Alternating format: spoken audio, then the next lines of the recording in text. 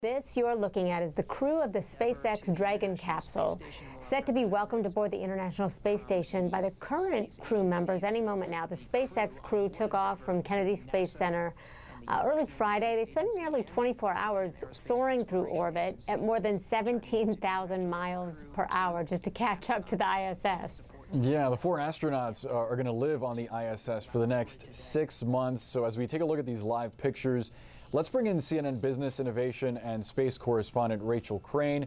And we also have with us retired NASA astronaut Leroy Chiao. Thank you for joining us, Leroy. But Rachel, let's start with you.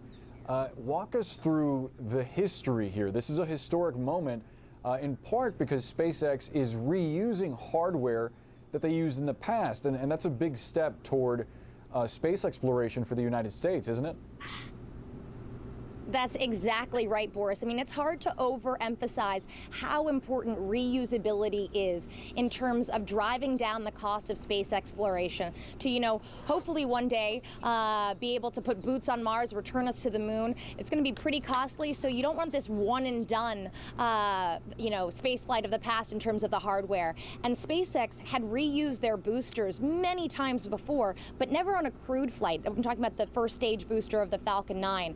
So they had to put that booster through many checks, thousands of checks, including the spacecraft Endeavour. Endeavour, the spacecraft that Crew 2 flew on, this is actually, it's returning to the space station. It's already been there. It flew Bob Behnken and Doug Hurley nearly a year ago on that maiden voyage of Crew Dragon to the International Space Station with a crew on board. So, a really historic moment here that SpaceX has really been able to crack the nut on the reusability in terms of these crewed missions, all in an effort to continue to drive down the cost of space exploration. But Elon Musk also making the point that it actually might be safer to fly flight-proven hardware because it's already been put through the paces, it's already working. It was interesting also to see yesterday at the launch that the Falcon 9 booster had soot and scorch marks all over it. SpaceX, Rachel, choosing to wear... I don't want to interrupt you, just want to let you know that right now the astronauts aboard the SpaceX capsule are actually entering the ISS. It appears that Thomas Pesquet, Akiko Hoshide have entered, and there is Megan MacArthur. She's a pilot from California. Her husband actually is Bob Behnken, who Rachel just mentioned. To you, Leroy, what do you think watching this, having been there before, having been one of the astronauts who helped build the ISS as it is today? Actually, hold on a second. Can we listen? Can we listen real quickly to see if we can hear what they're saying? The 11-person crew of Expedition 65 now together inside Node 2 of the International Space Station.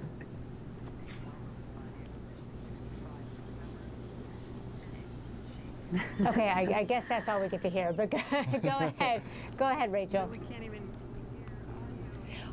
Well, right now, this is the moment they've all been waiting for. The arrival, the safe arrival, most importantly, of Crew 2 on the International Space Station. There were 7 crew members on board station. So now, with the arrival, there's 11 of them. This is the moment, where there are these congratulatory hugs.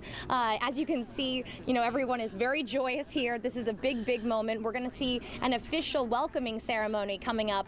But this is the moment where the families of these astronauts can take a little bit of a sigh of relief that they are safely on board. And as I pointed out, it's a little crowded on board station. It'll only be for a few days. Crew 1 will be departing station in just a couple of days. But this welcoming ceremony should be happening any minute. And this is something that they do when any crew arrives. But, this is a really an important one because this passing of the baton of Crew 1 to Crew 2, is quite special. Yeah, Leroy, I know that you have done this because you spent 6 months serving as the International Space Station commander back in 2004 and 2005. I want to, I don't know what that is, but I want to try to see if we can get back to the live pictures of them because we saw them all get in their respective places and they have a microphone in their hand, so they are going to be speaking, and we're going to be waiting to see that happen. But Leroy, talk to us about what it's like to be a new member of the ISS when you first got there and you had that welcoming ceremony. I mean, did you feel an immediate sense of camaraderie with the people who were already there?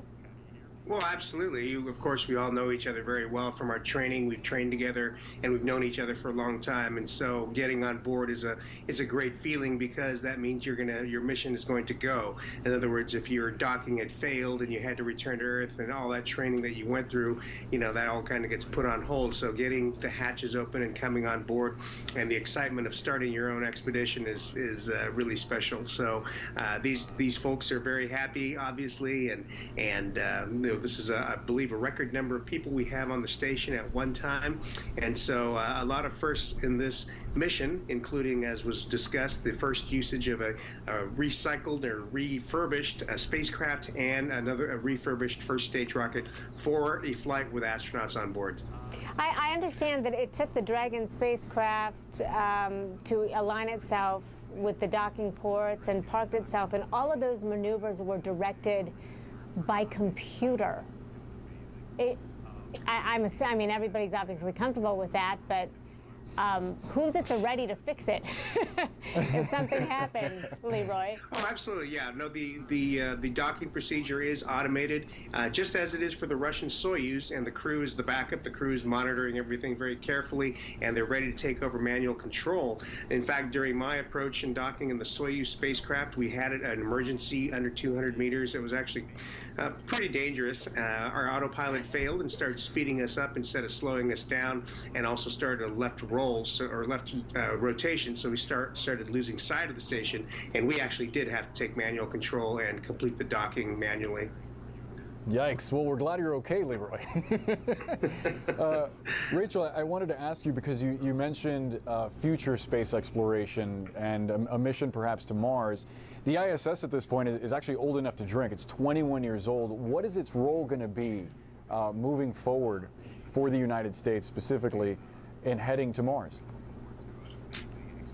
Yeah, well, the International Space Station, it's important to remember, is a national laboratory. So a ton of science and research is being conducted on the International Space Station right now in that effort to return us to the moon, the Artemis mission, and then eventually to get us to Mars. So, it's an incredibly important stepping stone and, vehicle with which to get us on these, these deeper space journeys. And, the future of the space station is a little bit in limbo right now. It does have, it is going to have to be retired at some point, or they're going to have to update it, because as you pointed out, it's old enough to drink at this point.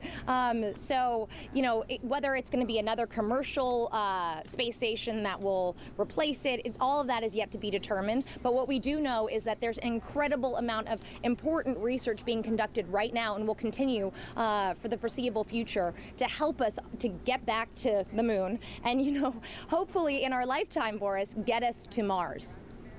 Rachel Crane and Leroy Chow. Go ahead, Leroy, what did you want to say?